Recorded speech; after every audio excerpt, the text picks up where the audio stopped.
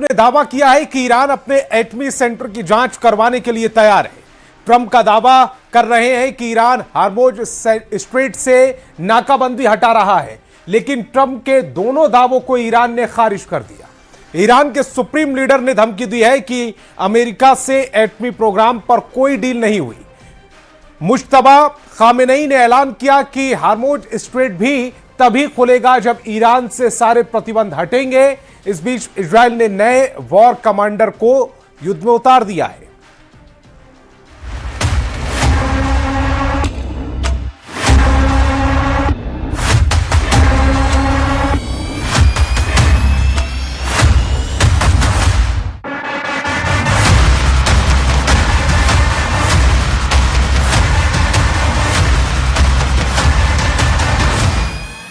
चौबीस घंटे के अंदर ईरान में कुछ ऐसा होने वाला है जिसके बारे में सिर्फ 4 लोग जानते हैं।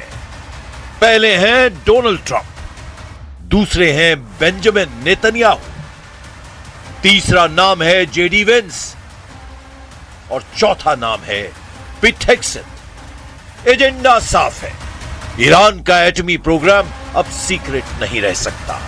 अमेरिका और इजराइल बराबर की डोज ईरान को फिर से देंगे, इस बात पर ट्रंप ने मुहर लगा दी है।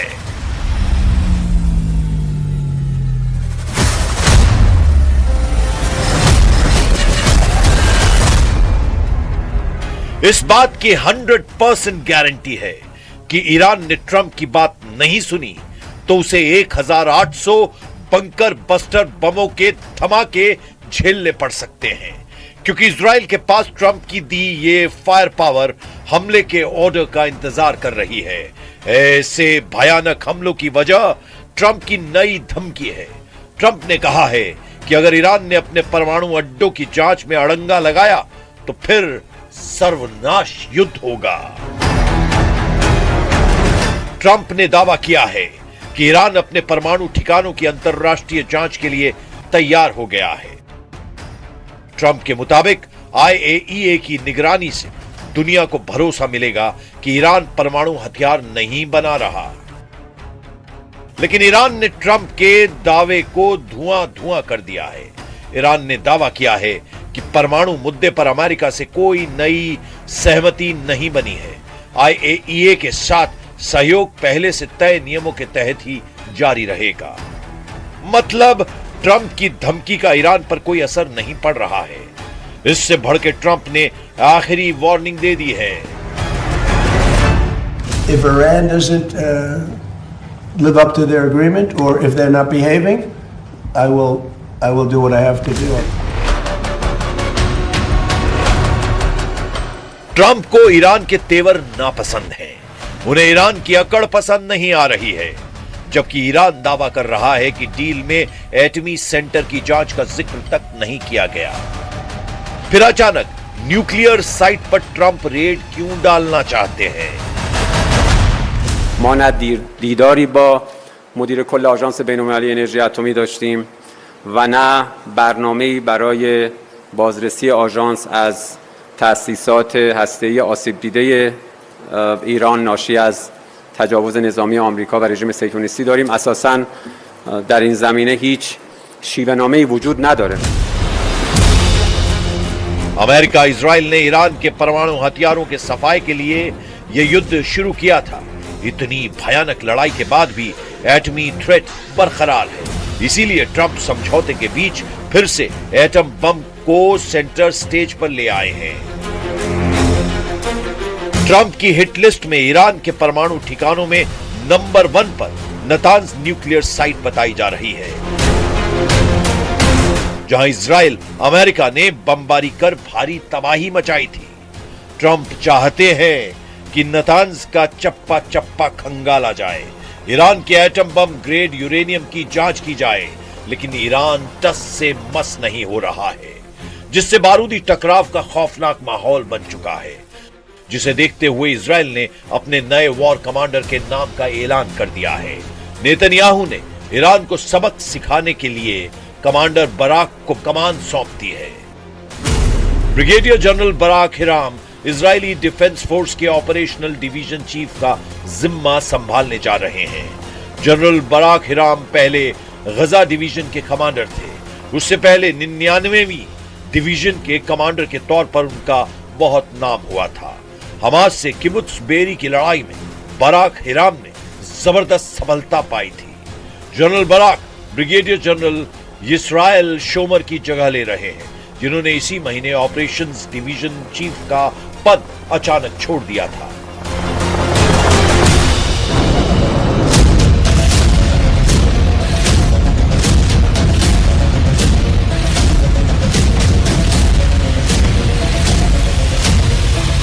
आईडीएफ की ऑपरेशंस डिवीजन युद्ध, इमरजेंसी और डेली ऑपरेशंस का काम तेल अवीव में किरिया हेडक्वार्टर की निगरानी में संभालती है, जिसका सीधा कनेक्शन पीएम नेतन्याहू से रहता है। इस बार इजराइल का इरादा ईरान की ज्यादा से ज्यादा एटमी साइटों को तबाह करने का है, लेकिन ईरान के एटमी अड्डों को बर्बाद करने की अब तक जितनी भी कोशिशें हुई हैं, उनका कोई खास असर दिखा नहीं है। लेकिन अमेरिका इजराइल से ईरान को सिर्फ एटमी खतरा नहीं,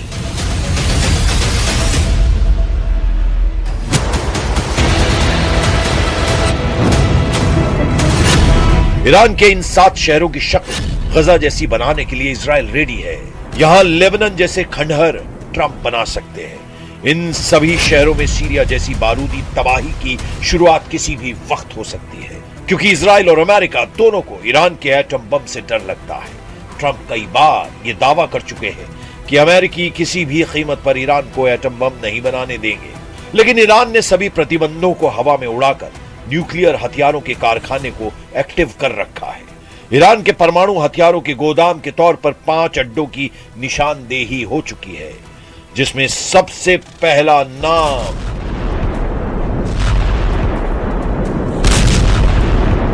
नतांज न्यूक्लियर साइट का है।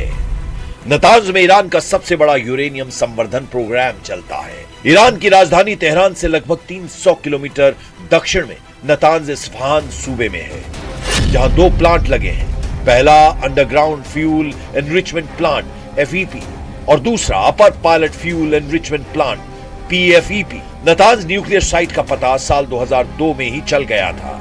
इजराइल ने नतांज साइट को कई बार निशाना बनाने की कोशिश भी की है।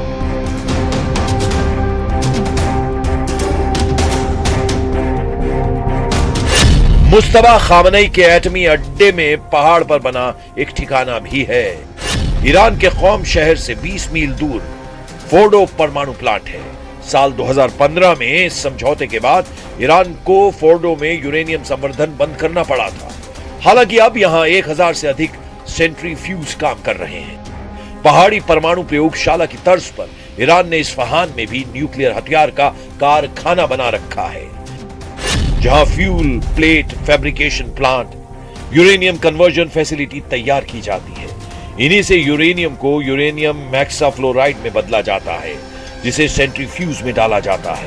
इस्फहान में यूरेनियम मेटल बनाने के उपकरण भी है, जो परमाणु बम के कोर को बनाने में किया जा सकता है। IAEA ने हाल की जांच के बाद कहा कि इस्फहान में सेंट्रीफ्यूज पार्ट्स बनाने की मशीनें हैं।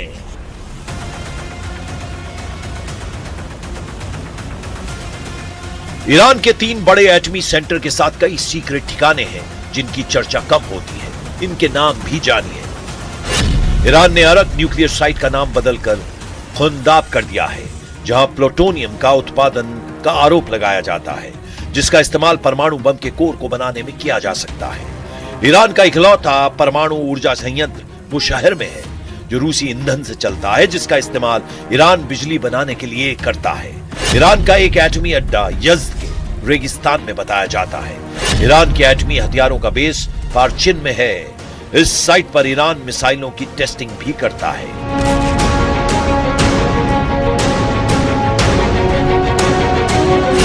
इनके अलावा खामनेई की एक एटमी लैब राजधानी तेहरान में भी है, जिसे तेहरान रिसर्च सेंटर का नाम दिया गया है।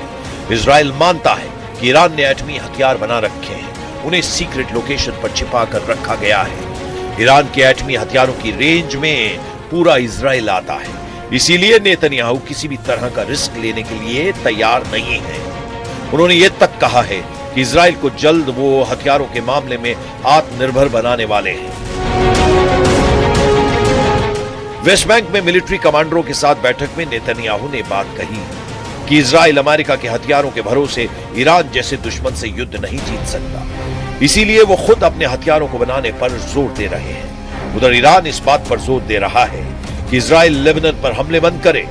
यूएन में ईरान के राजदूत ने लेबनान को रेड लाइन कह दिया है। Security and territorial integrity of Lebanon should be respected. The war against the Lebanese people should be stopped. There shouldn't be any new attack against Lebanon. And we believe that the termination of war and military operation in Lebanon includes the withdrawal of the Israeli forces from Lebanon territories and ending the occupation. Beirut की सड़कों पर Iran के पूर्व और नए supreme leader के billboard लग गए हैं। लेबनान के लड़ाके इजराइल को टक्कर देने का ऐलान कर रहे हैं। मतलब युद्ध रुकने के आसार फिर से कम होते जा रहे हैं। 24 घंटे के अंदर ट्रंप का मूड नहीं बदला तो ईरान को डरावना सरप्राइज मिल सकता है।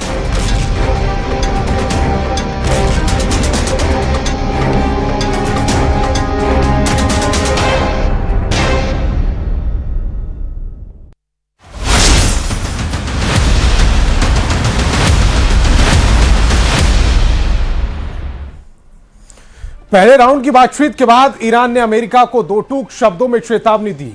तेहरान के मुख्य वार्ताकार मोहम्मद कालीबाफ ने कहा कि हार्मुज गलियारा अब पहले जैसा कभी नहीं होगा।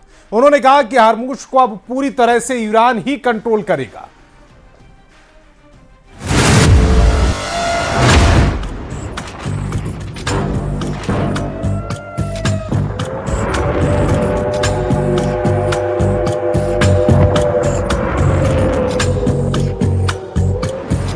लेबनान में इजराइल का वॉर जोन एक्टिव है और ईरान में अमेरिका की डील पर वॉर मीटिंग हो रही है। एक war zone out of control हो गया है तो दूसरे वॉर जोन में कभी भी बारूदी विस्फोट हो सकता है। क्या अमेरिका से डील के बीच ईरान ने फिर से हॉर्मुज में माइन बम को एक्टिव कर दिया है? क्या तेल की नस पर ईरान ने फिर से हाथ टाइट कर दिया है? डील से ईरान अमेरिका की जंग खत्म होने वाली है या दूसरा राउंड शुरू होने वाला है? डील पर साइन होने के बाद भी हॉर्मुज पर ईरान के तेवर बहुत सख्त हैं।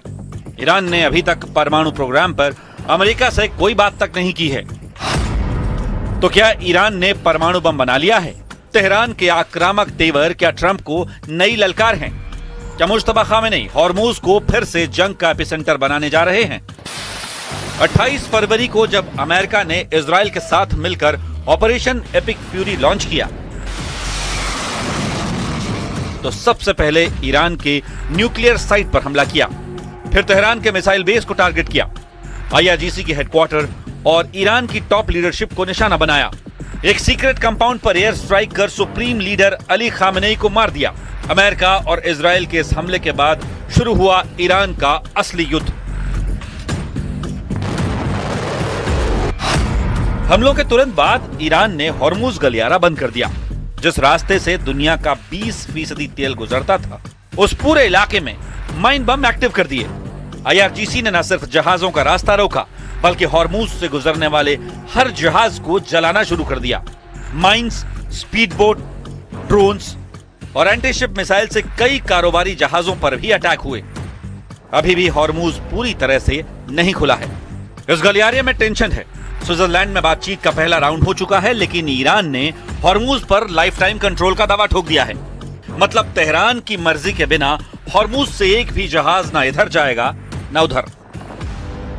با اون مرکز تماس بگیرن تو این دوره 30 روزه بر اساس ماده 5 بتونن هماهنگی نزدیکی بکنن که کشتی‌هایی که میخوان عبور کنن با ایمنی بیشتر و با سرعت بیشتر انشالله بتونیم شرایط تنگه رو از جهت تردد و حجم تردد بتونیم فعال کنیم و اقتصاد منطقه رونق بگیره। गोलियां थम गई हैं। लेकिन क्या जंग सचमुच खत्म हुई है?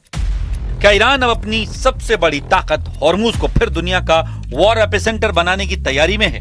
क्या अमेरिका और ईरान के बीच कोई ऐसी टेलीफोन हॉटलाइन बनने जा रही है जिसका मकसद होगा एक गलतफहमी को तीसरे विश्व युद्ध में बदलने से रोकना? ईरान की असली ताकत परमाणु बम नहीं है, क्योंकि अगर परमाणु कार्यक्रम पर समझौता हुआ भी तो क्या हॉर्मुज, हूथी, लेबनान, इराक और चीन की एंट्री मिडिल ईस्ट को फिर आग में झोंक सकती है? दुनिया सालों से ईरान के परमाणु कार्यक्रम को उसकी सबसे बड़ी ताकत मान रही है, लेकिन इस जंग से एक नई सच्चाई सामने आ गई। ईरान की सबसे बड़ी ताकत शायद परमाणु बम नहीं बल्कि स्ट्रेट ऑफ हॉर्मुज है, वो रास्ता जहां से दुनिया के लगभग 20% तेल और एलएनजी की सप्लाई गुजरती है। और इसी रास्ते को हथियार बनाकर ईरान ने अमेरिका और उसके सहयोगियों की नींद उड़ा दी। स्विट्जरलैंड में हुई पहले राउंड की मीटिंग में अमेरिका और ईरान के बीच भले ही कई मुद्दों पर समझौता हुआ, लेकिन हॉर्मुज गलियारे पर ईरान का स्टैंड पहले जैसा ही नजर आ रहा है। तेहरान के टॉप नेगोशिएटर मोहम्मद बाघेर कालिबाफ ने दो टूक शब्दों में कहा कि हॉर्मुज जैसा पहले था वैसा कभी नहीं रहेगा। मतलब हॉर्मुज को पूरी तरह से ईरान कंट्रोल करेगा। ईरान चाहता है कि हॉर्मुज को लेकर ऐसी व्यवस्था बने जिससे ईरान की नौसेना, कोस्ट गार्ड और राजनीतिक नेतृत्व के बीच सीधा संवाद हो सके। ईरान हॉर्मुज में हॉटलाइन टेलीफोन लगाना चाहता है ताकि किसी टैंकर, ड्रोन या मिसाइल को लेकर पैदा हुई गलतफहमी को रोका और सुलझाया जा सके, जिससे पूरा इलाका फिर से युद्ध में न झोंक दिया जाए। यानी जिस तरह शीत युद्ध के दौरान अमेरिका और सोवियत संघ के बीच रेड फोन बना था, क्या वैसे ही हॉटलाइन अब हॉर्मुज के लिए बनेगी? सीजफायर के बावजूद तेहरान साफ संकेत दे चुका है कि युद्ध से पहले वाली स्थिति शायद वापस नहीं आएगी। ईरान का नेतृत्व कह रहा है कि हॉर्मुज का प्रशासन और निगरानी अब उनके हाथों में रहेगी। यानी समुद्री रास्ते पर कंट्रोल का सवाल अभी भी उलझा हुआ है। بس این بود که ما باید چارچوب چگونگی پیگیری تحقق این بندها رو تا پایان 60 روز انجام میدادیم. लेकिन हॉर्मुज की कहानी यहीं खत्म नहीं होती, क्योंकि मिडिल ईस्ट में युद्ध सिर्फ दो देशों के बीच नहीं लड़ा जाता। यहाँ हर मोर्चे के पीछे एक दूसरा मोर्चा छिपा होता है, और यही वजह है कि हॉर्मुज पर बनी शांति के बावजूद पूरे इलाके में खतरे की घंटियां बज रही हैं। इजराइल ने गाजा पर अटैक किया तो उसके पीछे हिजबुल्लाह एक्टिव हो गया। इजराइल की सेना ने लेबनान में हिजबुल्लाह के खिलाफ मोर्चा खोला तो ईरान एक्टिव हो गया। इधर ईरान ने इजराइल के खिलाफ जंग शुरू की तो जंग में अमेरिका शामिल हो गया। ईरान के खिलाफ अमेरिका और इजराइल का ऑपरेशन शुरू हुआ तो यमन में हूथी और इराक से पीएमएफ लड़ाकों ने खाड़ी में अमेरिकी बेस को निशाना बनाना शुरू कर दिया। इजराइल और हिजबुल्लाह के बीच भले ही बड़े हमले थमे हुए दिखाई दे रहे हैं, लेकिन दक्षिणी लेबनान में तनाव पूरी तरह खत्म नहीं हुआ है। लेबनान में इजराइल के बनाए सिक्योरिटी जोन में आईडीएफ की सेना पूरी तरह से एक्टिव है। इजराइल के सैन्य ठिकाने अभी भी अलर्ट मोड पर हैं, और अगर यहाँ कोई फिर से बड़ा धमाका होता है तो उसका असर सिर्फ बेरूत तक सीमित नहीं रहेगा। तेहरान से लेकर तेल अवीव तक पूरी दुनिया फिर से बदल सकती है।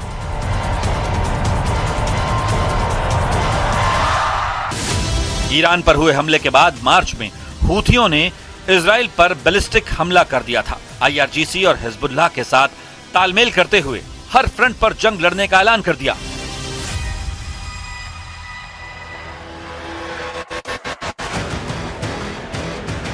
इस बीच एक और खिलाड़ी पूरे हालात पर बारीकी से नजर बनाए हुए है, और वो है चीन।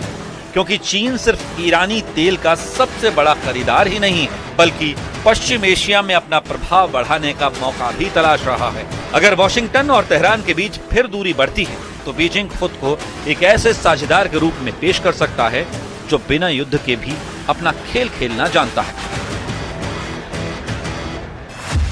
अभी हालिया रिपोर्ट में चीन के एक्सपर्ट्स ने तो इस जंग में अमेरिका को हारा हुआ बता दिया था।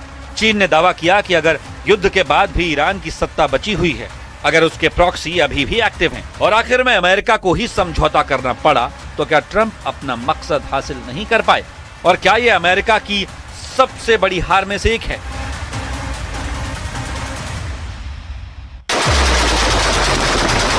लेकिन सबसे ज्यादा बेचैनी इराक को लेकर है, जहां ईरान समर्थित कई लड़ाका गुट अभी भी एक्टिव हैं।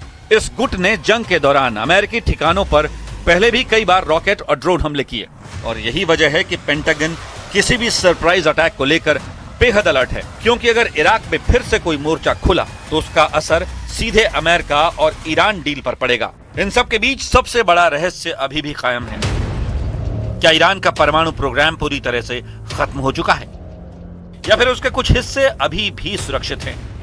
क्या तेहरान ने अपनी असली ताकत दुनिया की नजरों से बचाकर रखी है?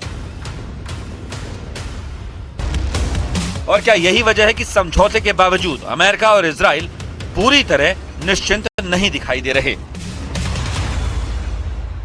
آغاز مذاکره در مورد این دو موضوع منوط به اجرای بندهای مشخصی از یادداشت تفاهم هست.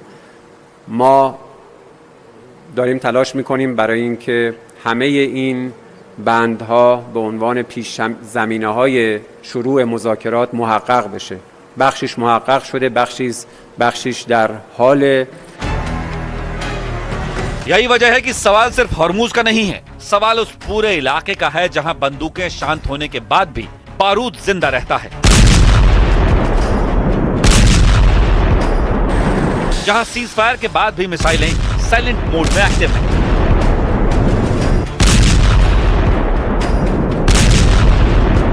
और जहां हर समझौते के पीछे अगले टकराव की आशंका छिपी होती है। तो क्या हॉर्मूज में बनने वाली हॉटलाइन तीसरे विश्व युद्ध को टालने का जरिया बनेगी, या फिर इतिहास एक बार फिर साबित करेगा कि मिडिल ईस्ट में शांति अक्सर अगले तूफान से पहले की खामोशी होती है?